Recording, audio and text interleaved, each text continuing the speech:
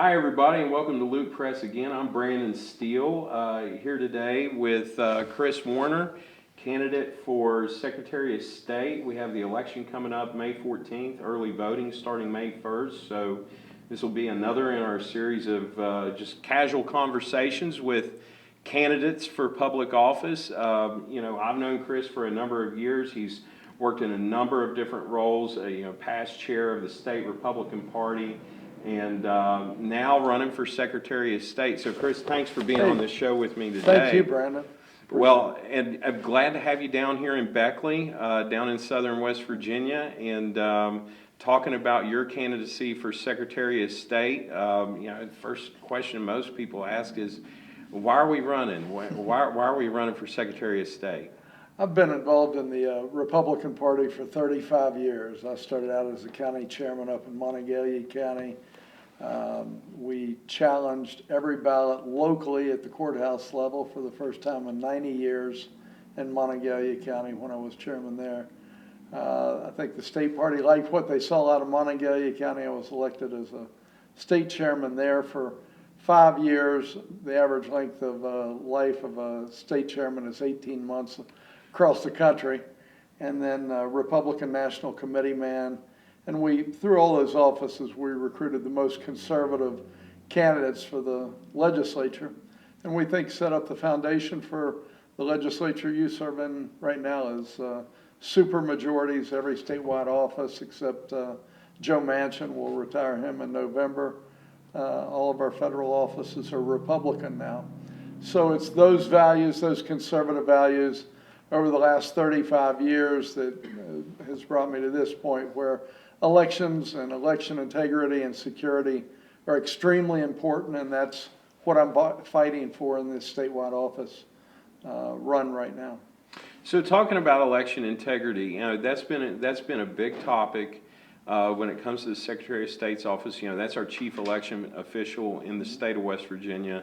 And when I got into the legislature, one of the topics was illegal voting. And at the time in 2019, you just kind of got the feeling of like, is this the most important thing that we should be talking about? And then 2020 happens, and we see the COVID crisis break down in an election year to where we moved our primary election. Absentee ballots became an issue.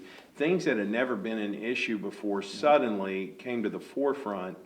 And now as we move from 2020 to 2024, again, we hear in the West Virginia legislature about, the border crisis in Texas, and you're kind of like, okay, that's a couple thousand miles away. But some of the things that we're seeing in interims, are now talking about, we're going to start having those problems here as those folks migrate north. And, looking at some of the legislation that we've passed, which, the current Secretary of State has really championed, made West Virginia, really an example to the rest of the country of how to properly run an election. What do you see coming into this role if you win this race? What things do we need to carry on? What things do we need to focus on when it comes to election security and making sure that we're doing the best job we can do?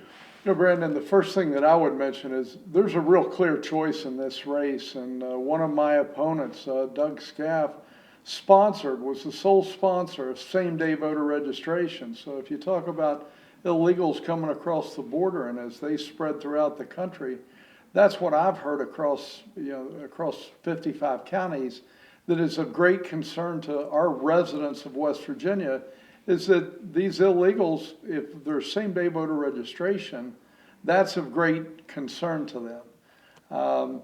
You ask what else do we need to continue or do differently than current Secretary of State Mac Warner, and I would point out there it's 400,000 names have been removed from the voter rolls. Mac has worked with county clerks, the 55 county clerks.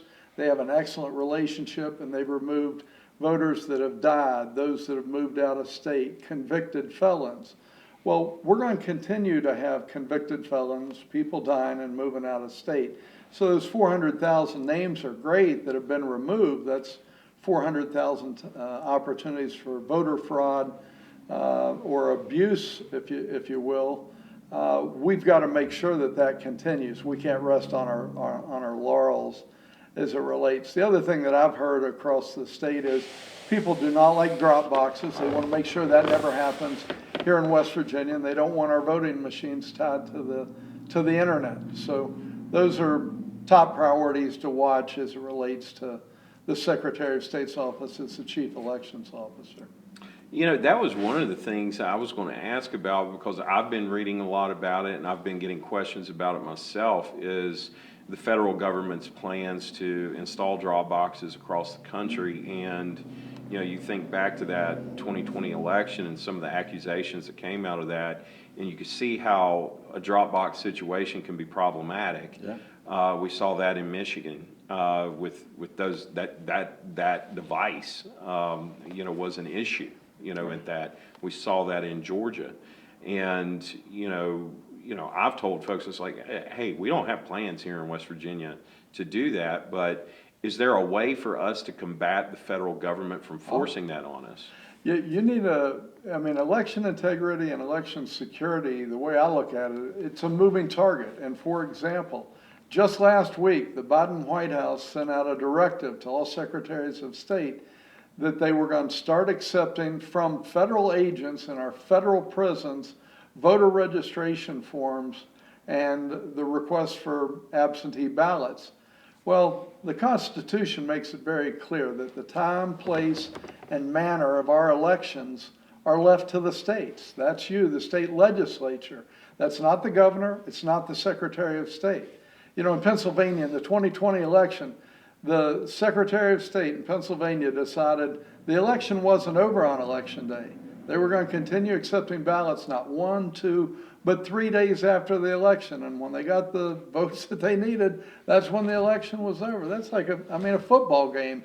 Oh, you don't like the score? Well, we're just going to put a couple more minutes on the scoreboard and we're going to keep running. Another decision that they've just made in Pennsylvania is when you show up at the polling place now and you sign the poll book so that you can get your ballot to vote, your signature no longer has to match the signature when you registered to vote in the first place in Pennsylvania. That's why we need to have the right Secretary of State in place, and you can't let this fall into the wrong hands. Right, Yeah. right. One other thing, my opponent Doug Scaff, when he brought up his bill that he sponsored, sole sponsored in the legislature for same-day voter registration, that was to compel the Secretary of State.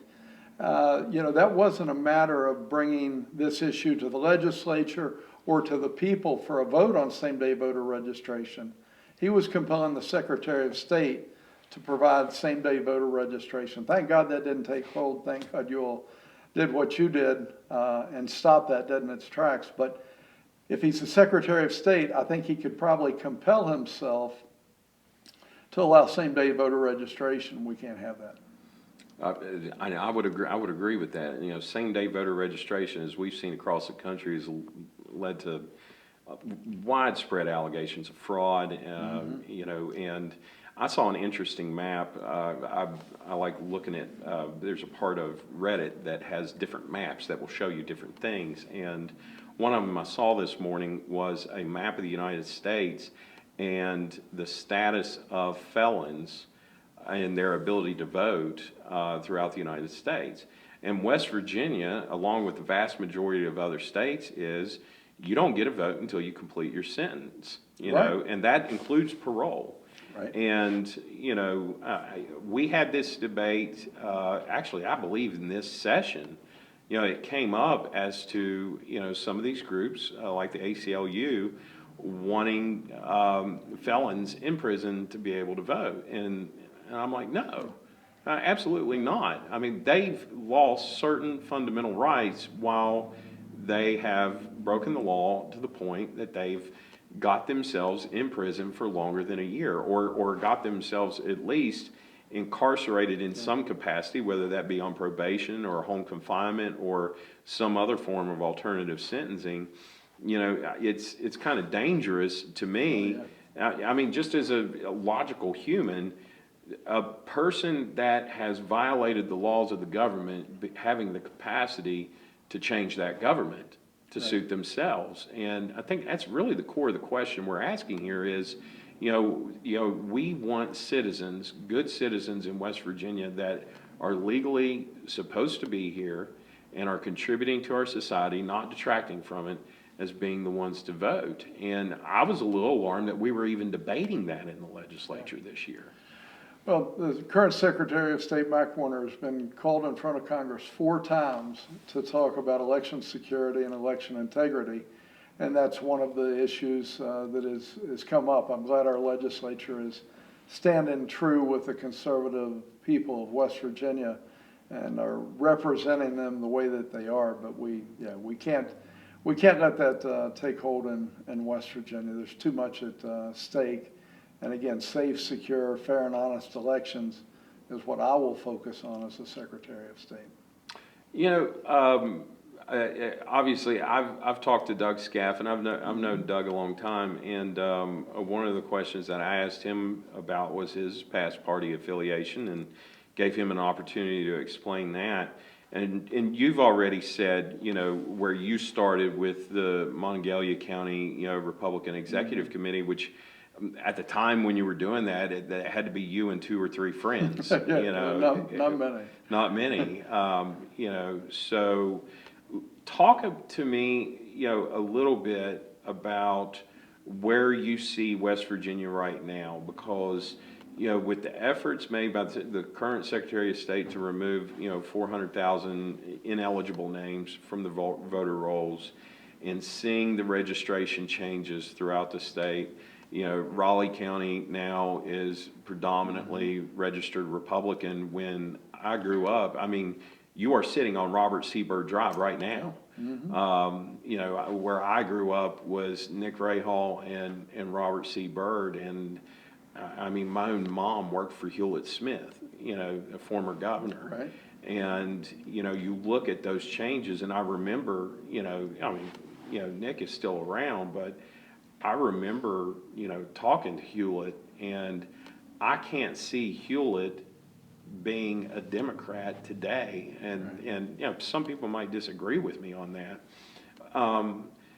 There's got to be a balance, though, between people just switching parties for the sake of, knowing that the R after their name is the only thing going to get them elected, and people switching parties because the Democrat Party truly did leave the Democrats in West Virginia behind, whether it was the West Virginia worker, the West Virginia business owner, the West Virginia politician. The social values, the liberal social values and policies of the Democrat Party nationally just left West Virginia behind. What is the balance between, as an official of the Republican Party, I'm on the state executive committee, you've served in that role as national committeeman and everything else before. We've always looked at ourselves as the big tent party. We want to draw people in because I think by and large West Virginians support conservative American values, the things that we grew up on. And I think there are some people in the Democrat Party that share those values and are like, you know what, I'm switching. I can't take it anymore. I've heard that. Where do we draw the line here on someone that truly does identify with us and someone who's doing it for political gain? I think what I would point out, the way I see it, West Virginians have always been conservative people, whether you've been registered in the Democrat Party or the Republican Party, and which one held the majority, whether it was the blue Democrats or the Republican red state that we are now. With the legislature voting in 100 single-member districts, you no longer have like what I used to have in Monongalia County, where you elected 5. That meant you had to know who 10 different candidates were and what they stood for. Right. I think we are set up now for the next 40 years to be able to have those single-member districts represent the hard-working conservative people of West Virginia. And if that's the Republican Party that represents them, that's what we're going to have. there may be segments of the party that split, and you have, more conservative and moderate and liberal wings of the Republican Party, but I think the delegates and the senators that are elected are going to represent the people because they know who their delegate is now, they know who their state senator is. And I think social media has really pushed us, I shouldn't say lower, but I'm in the House of Delegates. I'm not Queen of England or anything like that. I'm not the most important person in the world, but social media has certainly given me the ability to communicate with my district in a manner that older politicians never were able to enjoy or not enjoy, depending on how you want to look at it. And looking at elections in the Secretary of State's office, another big thing that has come up is election interference by use of algorithms by some of the social media companies and the search engines and, that type of interference. And we have seen some legislation come up. I think there was a couple things we voted on that touched on it, but not, I know there was one bill that was really on point with social media that didn't quite make it. Tell me your thoughts on that. There is a role right now, and it's something I've had a chance to speak about with several county committees and in these candidate forums that we've had an opportunity to talk about. Right along with following the law laid out by the legislature, the West Virginia legislature, no drop boxes, no voting machines tied to the internet. But the next step of that is Facebook and these social media companies that are deplatforming candidates, and they're off for 30 days right before the election, and then they come back and say, well, we made a mistake.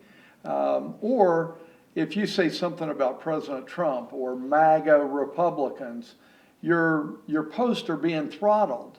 If they're going to do that, they have a right to do that. It's not the government, it's private enterprise doing that. The Secretary of State, this Secretary of State, is going to hold their feet to the fire, and they're going to have to file campaign finance forms. We don't allow corporate contributions to make hard dollar contributions.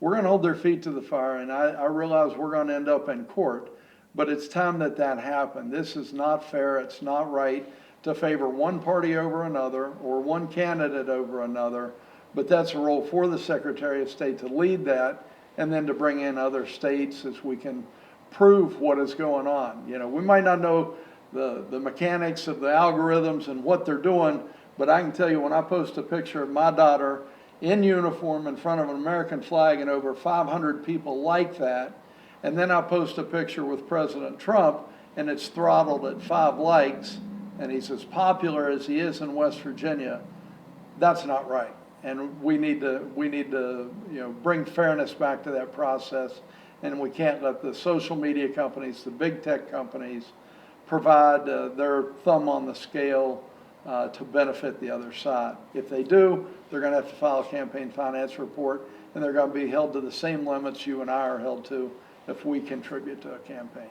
Indeed, it is kind of like an in-kind contribution to the opponent by limiting that. Yep. And I've gone through it myself with Facebook, of having to repeatedly upload, IDs and, oh, this one didn't look right, so I need you to redo it, but you didn't tell me that for 2 weeks. And, it could be problematic. Well, and it goes really deep. I mean, you can start letting the mind wander, and again, I realize this is anecdotal evidence, and I'm not in office. By the way, Secretary Warner has now gotten top secret clearance for secretaries of state to be tied into Homeland Security and to see what's happening. But there are a number of things that are going on with social media firms it's just not fair, and we need to bring this under control. I'll give you one example. You can see where at the end of a finance period, when you're getting ready to report and everybody sends out requests for dollars to be contributed, and to see those posts being throttled, but others are being boosted, that's not right. That's not fair. It's got to be fair and equal, or we got to have campaign finance reports so people can make an educated decision as to, well, why did this candidate, maybe who's a Republican, only raise this much money, but the opponent, a Democrat, raises so much more money because there were so many more people that saw that.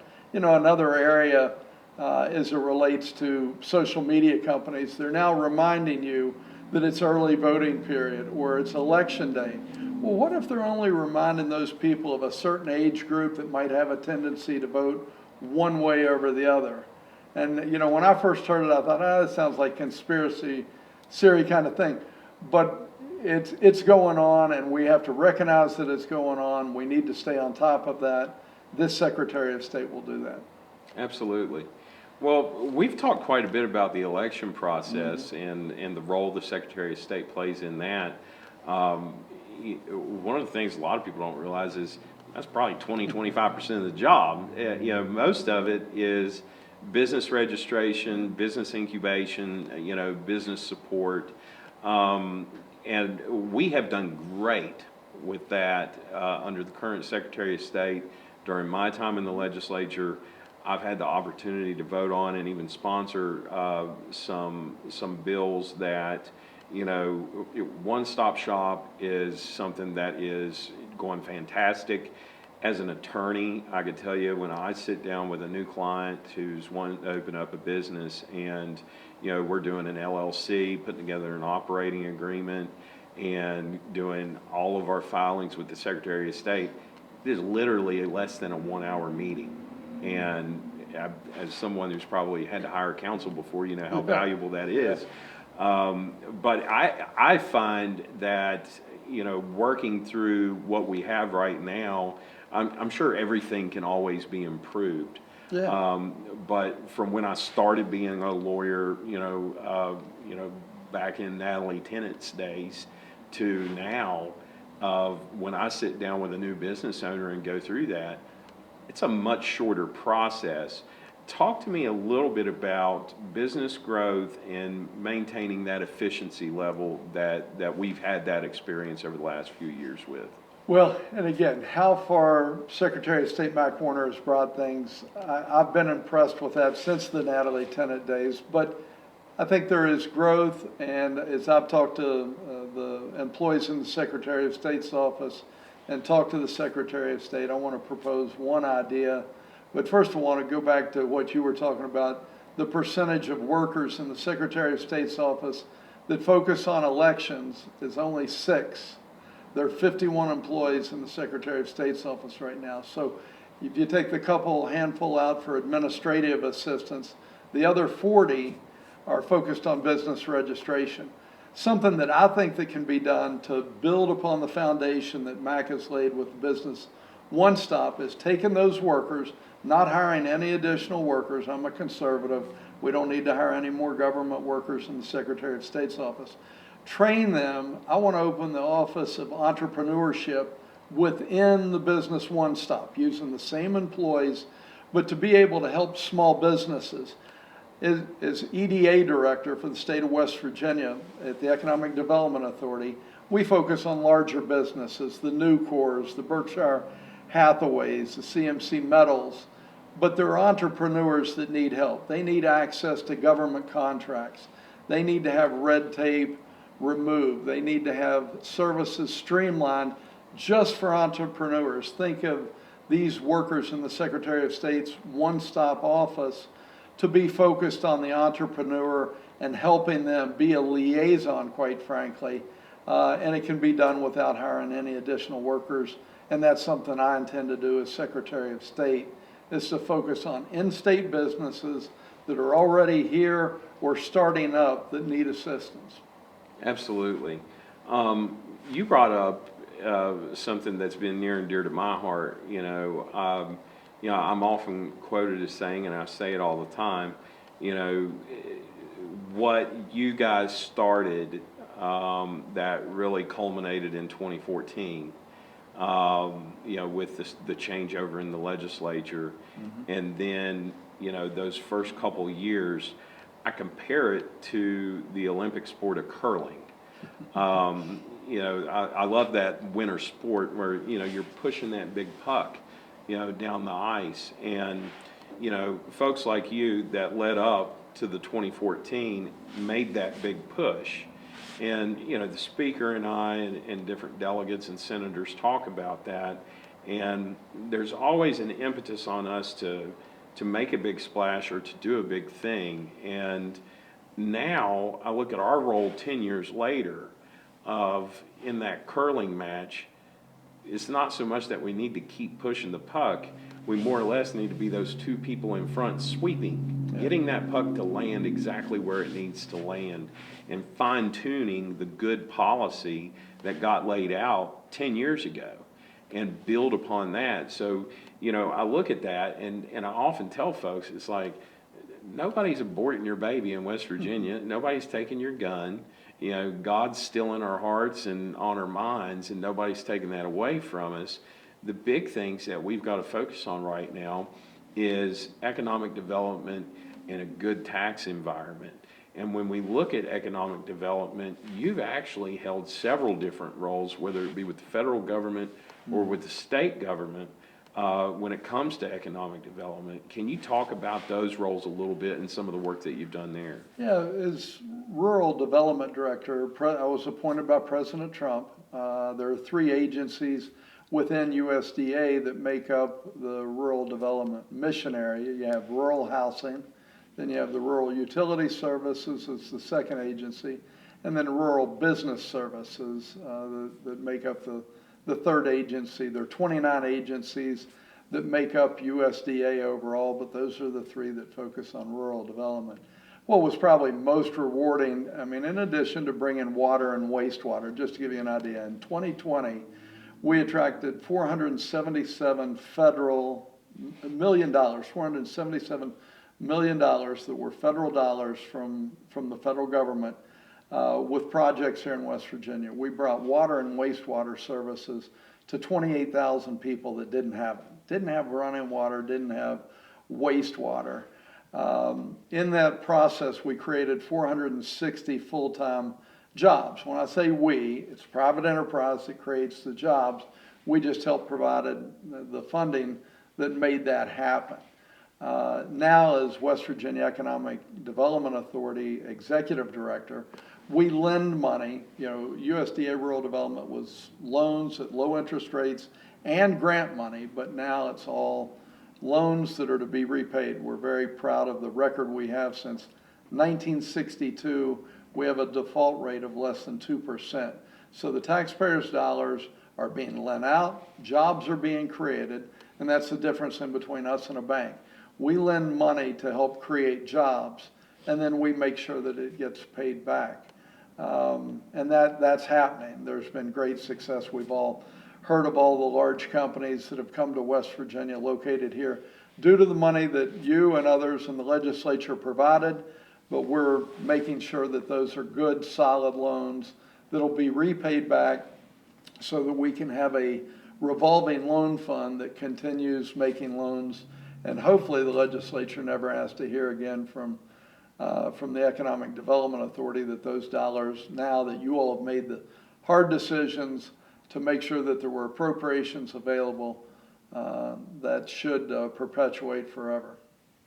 And those, you're right, those were tough votes for Republicans that consider themselves fiscally conservative, but at the same time, we look at the competition that we're in just across the river in Ohio, just over the mountain in Virginia or Kentucky, or even Texas, and we talk about a few $100 million getting put towards something, while Texas is dropping $30 billion at the same thing. And it's like, if West Virginia is going to compete, and I've said this before, I'm not so much interested in the population growth of West Virginia. You know, it was 1.8 million when I was born, it's 1.8 million now. What I care about is the quality of life for those 1.8 million people. And I look at the quality of life that I had growing up in the 80s and the quality of life that folks have today, and I look at the different aspects of what folks are dealing with. Of course, I grew up in a coal mining community. I grew up with a father who was a coal miner and had to transition to another job. And one of the things that I see with, your background in economic development, as well as, running for Secretary of State and, being part of that business development and business incubation, one of the most important things that I see as a role in the legislature going forward is, yes, we want those big new core projects. I am very, very interested in organic business development. You mentioned a little bit about entrepreneurial, programs, more of a mentorship programs. Tell me more about that and your thoughts on that organic business development. Let me go back. First of all, I want to address something. Just about a month and a half ago, Kevin O'Leary from Shark Tank was in West Virginia. And one of the things that we've always prided ourselves on through economic development, whether it be the Department of Economic Development or the Economic Development Authority, is being able to pull everybody together. We have a small state. We can pull the President of the Senate, the Speaker of the House, somebody from the Governor's office, tax and revenue. We pull everybody together, and he has a captive audience. He can ask any question that he wants, and he's going to get answers. But there were a couple of questions that came up during that meeting that we got back to him later on. But if the Secretary of State's office would have either had a representative or had been invited to that meeting, they would have been able to pull up on the computer and see, okay, you want to know everybody in West Virginia that's involved with the semiconductor business? We can tell you, is it power plants, whatever it is you need to know, rare earth element businesses. And he was interested in so many different areas. The Secretary of State's office, and if I'm elected Secretary of State, I will make sure that we have a seat at the table to be able to, respond even faster and quicker when we have an out-of-state firm that's locating here. But one of the things that we've done just since I've been at the Economic Development Authority is to focus on those small existing businesses. And we have a loan program right now that helps small businesses purchase equipment up to $2 million. They can get interest rates right at 3%, and they can borrow up to 80% of that, as long as they're creating jobs. Again, our focus is on the creation of jobs. And I think, small companies are the backbone of West Virginia. When we look at other states, like you mentioned, Ohio or Michigan, it's the small businesses that keep West Virginia alive. It fits our lifestyle. So I think we need to be focused on the businesses that are already here that could expand, but it's tough borrowing money in West Virginia. I've been in private enterprise for 30 years, and I know how tough it is to borrow money in West Virginia. If EDA can be that help to help that small business purchase the equipment they need to expand, we need to do that. I agree wholeheartedly. One of the last things that I wanted to talk to you about, obviously we're down here in Beckley. I consider Beckley the capital of Southern West Virginia. If you're south of Memorial Tunnel, that's where you're at. The problems that we have down here, and I've often told folks when we're voting on the new core projects and different things like this, that when you're talking to these large employers, they are still private employers. They have the right to make their investment where they see fit.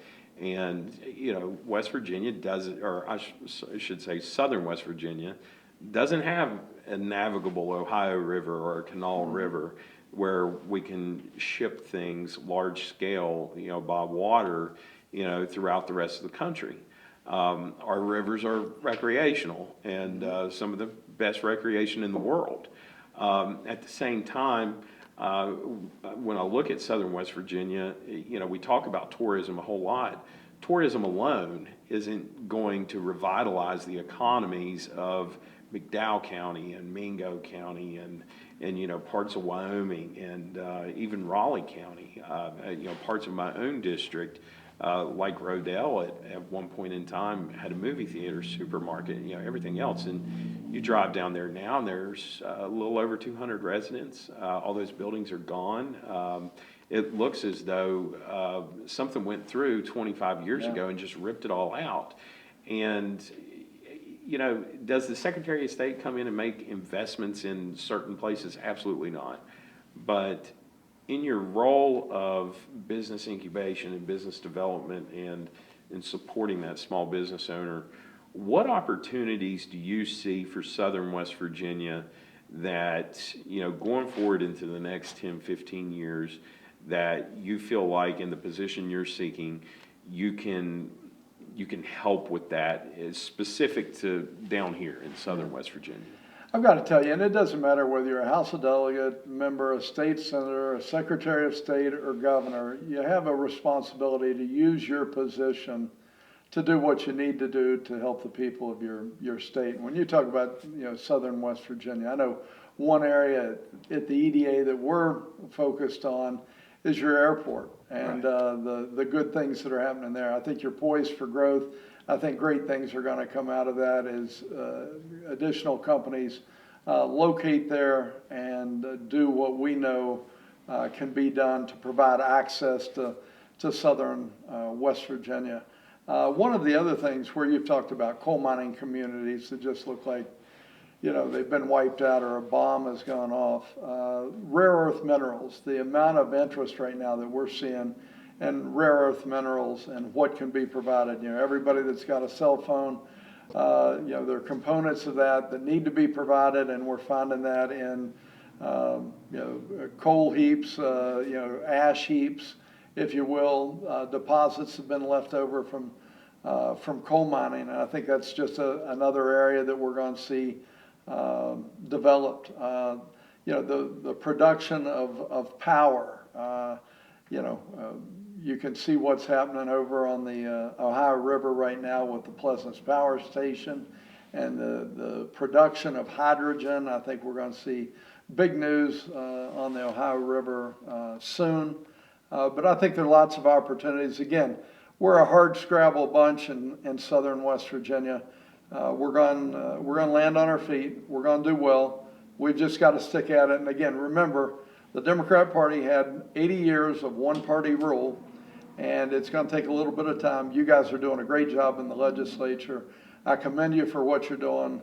We can't expect it to all turn around overnight, but it's happening. I'm encouraged by it, and I hope I have the opportunity to serve as Secretary of State and use that position to help promote business at the same time making sure that we have safe, secure, fair, and honest elections.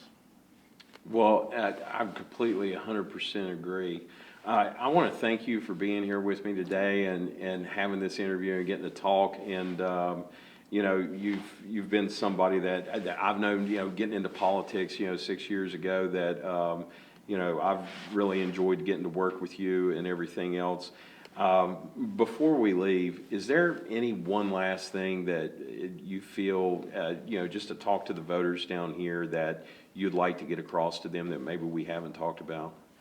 The importance of, again, safe, secure, fair, and honest elections is extremely important. I can tell you when a business is looking to locate here in the first place, they want to know that there is a system in place where you don't have to go pay off somebody at the local level or pay somebody off at the state level because of the way elections are run and who is serving in office. I think we have safe, secure, fair, and honest elections now, but again, it is a moving target. We need to stay on top of that. That's why I think it's so important to run and represent the conservative values of the people of West Virginia that have always been here. It's not just because of any one elected politician at the federal level or state level. It's who we are, and it's a matter of representing the people, the good people of West Virginia. Well, Kris, thank you so much for being here with me today. And everybody, that's Kris Warner, candidate for Secretary of State. Thank you for tuning in to Lootpress. I'm Brandon Steele.